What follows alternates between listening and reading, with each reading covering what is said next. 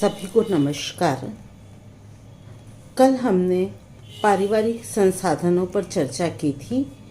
पारिवारिक संसाधनों का वर्गीकरण हमने देखा था, जिसमें मानवीय और अमानवीय साधनों के बारे में मैंने आपको बताया था।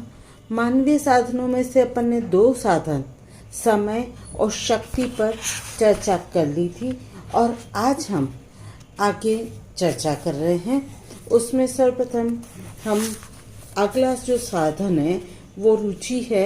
ये भी मानवीय साधन है और इसका भी मानवीय साधन में महत्वपूर्ण स्थान है और इसे महत्वपूर्ण साधन माना जाता है, क्योंकि रुचि जो है कार्य की कुशलता में वृद्धि करती है। किसी भी कार्य को करने में यदि रुचि होती है तो वह कार्य उत्साहपूर्वक और आसानी से पूर्ण किया जा सकता है। कार्य को अगर करने में नीरसता और थकान की अनुभूति अगर रुचि है हमारी तो होती नहीं है। कार्य के प्रति रुचि कार्य की बाधा निर्माण होने पर नए निर्णय लेकर कार्य को रोचक बना उसे शीघ्र पूर्ण करने में सहायक होता है। अर्थात इसका मतलब यह है कि कोई कार्य हम कर रहे हैं, उसमें अगर कोई बाधा भी आ जाती है तो अगर उस कार्य में हमें रुचि है तो हम नए निर्णय लेकर रोचक उसे बनाकर उस कार्य को शीघ्र पूर्ण कर लेते हैं। रुचि को इस प्रकार से परिभाषित किया जा सकता है कि किसी भी कार्य को करने के लिए उत्प्रेरित करने की भावना ही क्या कहलाती है? रुचि। मतलब अपने को कार्य करने के लिए जो उत्प्रेरित करता है, ऐसी भावना क्या कहलाती है? रुचि।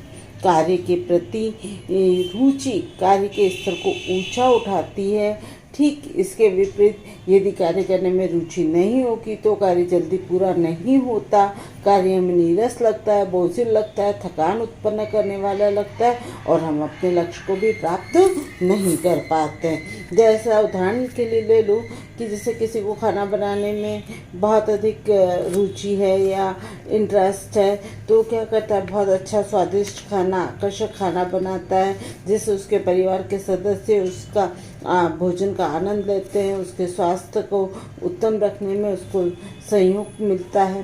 पर परिवार के सदस्यों को सुख और शांति देने का लक्ष्य गृहिणी का पूरा भी होता है।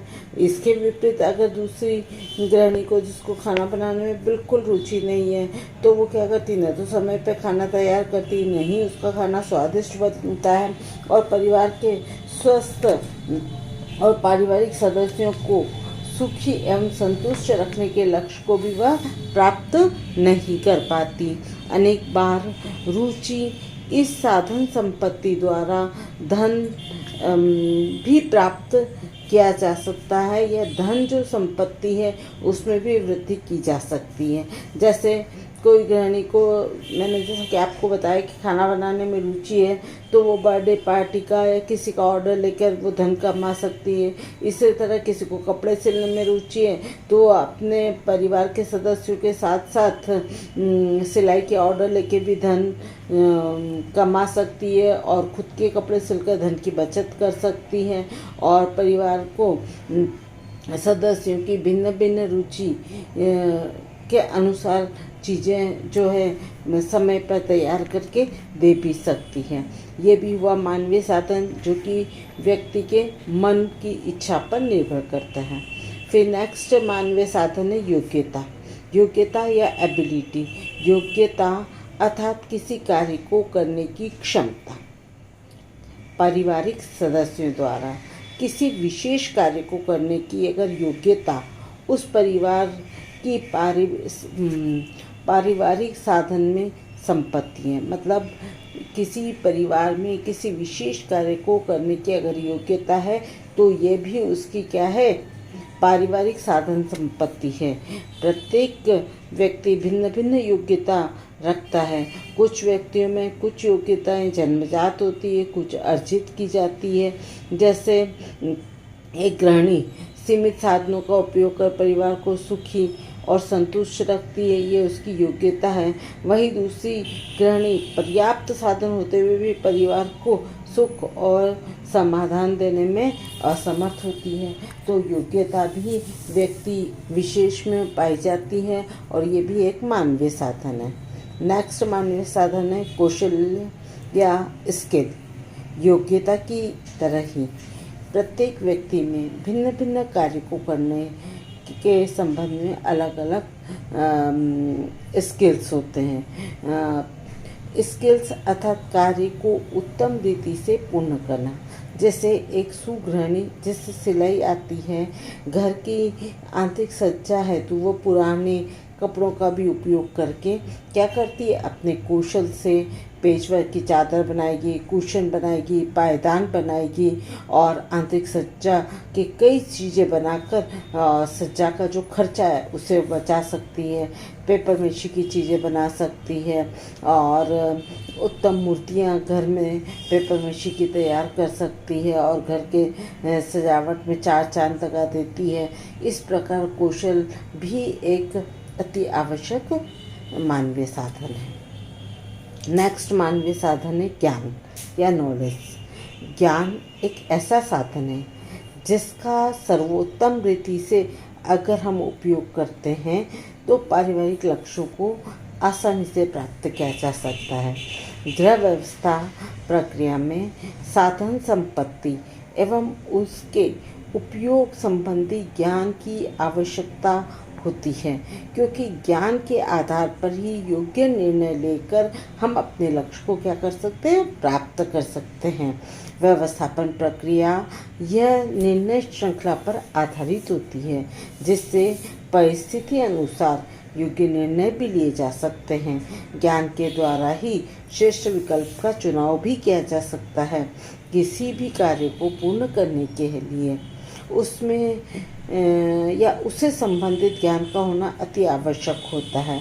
जैसे एक गृहिणी वस्त्र खरीदारी करती है, ऐसे समय उसे कपड़ों का अगर प्रकार, कीमत, रंग, बनावट, टिकाऊपन आदि के संबंध में अगर ज्ञान है तो वह अपने परिवार के सदस्यों के लिए क्या करेगी, योग्य वस्त्र खरीद सकेगी। अज्ञानता के अभाव में दुकानदार उसे ठग लेगा या लूट लेगा। ज्ञान इस साधन संपत्ति के द्वारा समय, शक्ति और धन, इन तीनों ही साधनों को अपव्यय होने से बचा सकते हैं। गृहिणी जो है घरेलू कार्य अकेली ही पूरे करने पड़ते हैं। ऐसी स्थिति में एक और भोजन बनाने से पहले वह अगर मशीन में कपड़े धोने को डाल देती है, फिर भोजन की तैयारी कर लेती है। भोजन बनाते समय कुकर का उपयोग करके दाल चावल एक साथ बना लेती है और कुकर होने पर ओवन में सब्जी बनाने को भी रखेगी।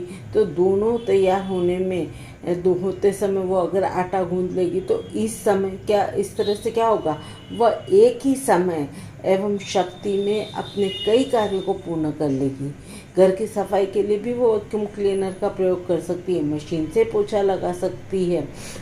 इस प्रकार घरेलू कार्यों को स्वयं करके भी धन की बचत कर सकती है। विभिन्न उपकरणों एवं उन्हें संचालित करने संबंधित अगर उसके पास अगर सही ज्ञान है तो वो अपने समय, शक्ति और धन का बचत कर सकती है और योग्य तरीके से उपयोग कर सकती है। नेक्स्ट मानवीय साधन है एबिलिटीज। तो हो गया आपका अभिवृत्तियाँ या एटीट्यूड्स। किसी भी कार्य करने के प्रति हमारा दृष्टिकोण या अभिवृत्तियाँ क्या है, ये भी क्या होता है, हमारे जीवन के लक्ष्यों को प्राप्त करने में सहायक होता है, जीवन को सफल बनाने में सहायक होता है। यदि हमारी आशावादी दृष्टिकोण है, हमारी सोच सकारात्मक है, तो कार्य के प्रति हमारा सकारात्मक दृष्टिकोण कार्य करने की प्रेरणा देने के साथ साथ आने वाली कठिनाइयों से बाहर निकलने में भी क्या करती है, सहायता करती है। गृह व्यवस्थापन प्रक्रिया में अभिवृत्ति यह एक महत्वपूर्ण साधन है, क्योंकि अभिवृत्ति के द्वारा कार्य को योग्य नियोजित कर आने वाली समस्याओं के संदर्भ में हम विचार कर सकते हैं, जिससे कार्य बीच में ही अधूरा नहीं छोड़ा जाता एवं कार्य पूर्ण करके अपने लक्ष्यों को प्राप्त कर लिया जाता है। इसके विपरीत अगर कार्य के प्रति नकारात्मक और निराशावादी दृष्टिकोण होगा तो क्या होगा, कार्य प्रारंभ करने के पूर्व ही हम आने वाली समस्याओं से घबराकर कार्य को प्रारंभ ही नहीं करते हैं, या कार्य प्रारंभ भी करते हैं तो बीच में अधूरा छोड़ देते हैं। जैसे कि एक छात्रा है, वह रोज घर आने के पश्चात अभ्यास पूर्ण करती है, दिया हुआ गृह कार्य या पढ़ाए हुए चैप्टर को रोज पढ़ती है और समझती है, जबकि दूसरी छात्रा क्या परीक्षा करीब आती तब पुस्तक और किताबें खोलती है, उसका मन पढ़ने में नहीं लगता। दोनों की अभिवृत्तियाँ में अंतर है और इसी कारण एक बच्ची आसानी से सफलता हासिल कर लेती है और दूसरों को तकलीफ होती है। अनेक बार अपने लक्ष्य को प्राप्त करने हेतु इस समय, स्थान एवं परिस्थिति के अनुसार व्यक्ति को अपनी अभिवृत्ति में परिवर्तन कर बदलते हुए परिवेश और वातावरण से सामंजस्य स्थापित करना होता है। जैसे कि एक लड़की है जिसे गृह कार्य की अभिवृत्ति नहीं है, किंतु विवाह के पश्चात बदले हुए समय, स्थान और परिस्थिति के अनुसार उसने अपनी अभिवृत्ति क्या कर दी, बदल दी और घरेलू कार्य उसे करना ही होगा और पारिवारिक लक्ष्यों को प्राप्त करना पड़ेगा और परिवार को सुख देना है तो ये कार्य करना ही होगा। तो वो अपनी अभिवृत्ति बदल कर अगर ये कार्य करती है तो वो अपने परिवार के लक्ष्य को प्राप्त करती है और सुख पूर्वक उनकी समस्या का समाधान भी करती है। अभिवृत्ति इस साधन का योग्य उपयोग करके उपयोग प्रत्येक व्यक्ति को आना चाहिए, तभी वह अपने लक्ष्यों को प्राप्त कर सकता है। इस तरह ये सभी हुए मानवीय साधन। अब हम कल अमानवीय साधनों के बारे में चर्चा करेंगे।